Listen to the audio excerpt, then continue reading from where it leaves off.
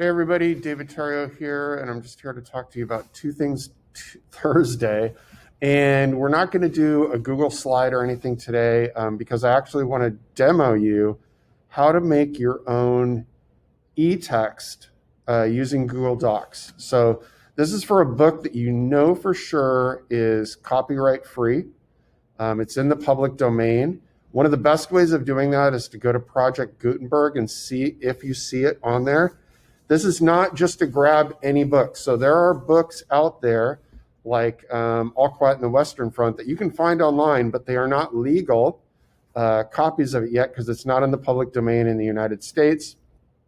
And so you got to make sure that it's in the public domain, okay? So I'm going to show you how to put one together using Google Docs. And so the first thing you want to do is, I put the title in here. And then if you want some little intro or whatever, but you're going to put a table of contents right here. So you got to have enough. I just went to insert up here and table and make sure you have enough rows and columns and stuff that's going to be enough for all the chapters. Like Frankenstein, it's a lot. It's not like Gatsby where there's just like 9 or 10 chapters. You got 24 chapters plus an intro, preface, etc. So you do that. If you want to have a picture, you can find a picture. Once again, make sure it's legal. So this is from 1818, so it's legal for me to put inside of here, The Wander Above the Sea of Fog. So then all you do is you're just going to go to Project Gutenberg, and you're going to find the copy of Frankenstein, which is right here. And then you're going to highlight some text, and you're going to bring it over into the Google Docs. So I already did that. I brought over the introduction. And then I labeled the introduction, and I actually the introduction, I made it, if you look up here where I'm kind of circling right up here, I made it, instead of normal text, I made it heading 3, okay? And then also I changed the font. I like this Georgia font. And then the other thing is you're going to highlight it, and you're going to go to insert, and you're going to do a bookmark, okay? And it's not highlighted right now because I've already inserted the bookmark. I'm going to do this one more time just to kind of show you. Then all you have to do is you come up here back to your table of contents. You go to this introduction right here, you highlight it, and then you're going to do the link tool. But instead of linking to somewhere like on the internet or something like that, you're going to click on the link tool, and you're going to go to your bookmarks right here. And the first one is introduction. So I just click introduction, boom, and hit apply. And now if you click on introduction, you'll just go straight to there, right? Which is really cool. Okay, so boom. Okay, so I've done the first thing. Now I want to do the next one, which is the preface, okay? So once again, what I'm going to do is I'm going to highlight preface. I'm going to make it heading 3. I make all the headings the same, so I use heading 3. I like that. And I'm going to use Georgia font. I like that. It's a good readable font. And then I'm going to go to insert again, bookmark, okay? So now I have that link, but I got to put in the preface. So I come back over here to Project Gutenberg. I come down to where it says the preface, and it's good to do this kind of like all in a row so you don't have to scroll too much. But I'm going to grab this. I'm going to hit copy. I'm going to come back here to Frankenstein, and I'm just going to hit paste. So there we go. And I noticed the font's not the right, so I got to highlight it again. And I'm going to change it into Georgia. It's always on my mind. Okay, and then once again, I come up here. Now I've put in a bookmark for preface.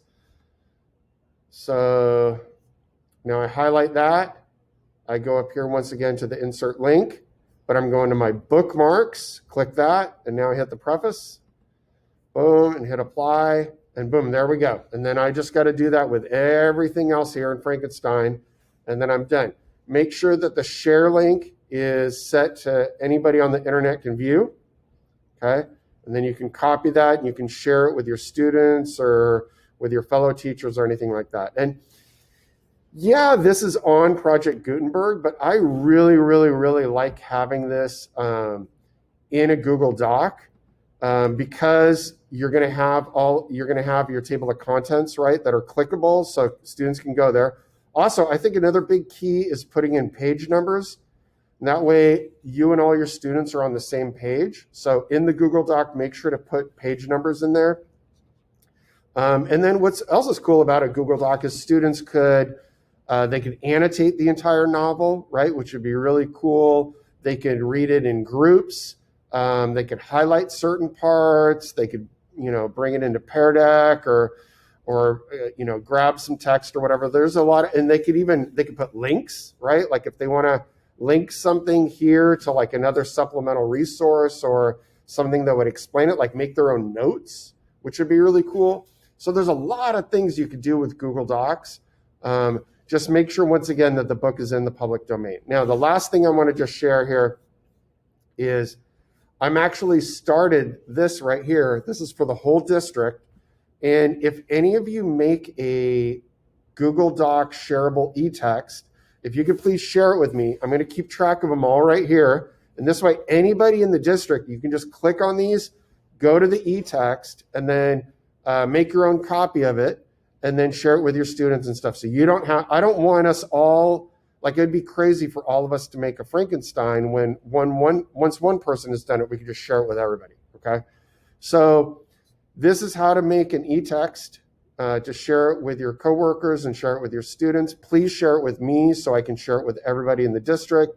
Even I'm going to see if I can get teachers from outside of the district to share back to me. So once again, we can kind of all collaborate and do this together, okay?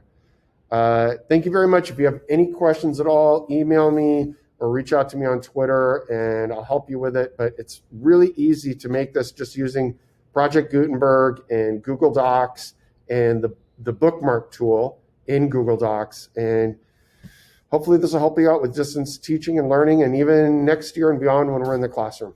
All right. Thank you very much. Have a great day. Talk to you later. Bye.